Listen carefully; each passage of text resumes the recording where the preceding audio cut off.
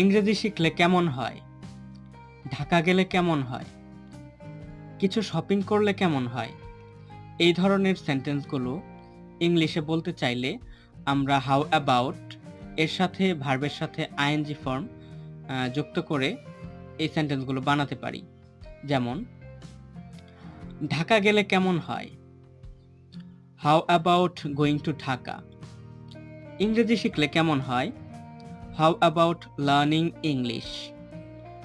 এখন কফি খেলে কেমন হয়? How about having coffee now?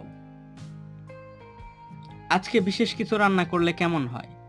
How about cooking something special today? একটা গল্প লিখলে কেমন হয়?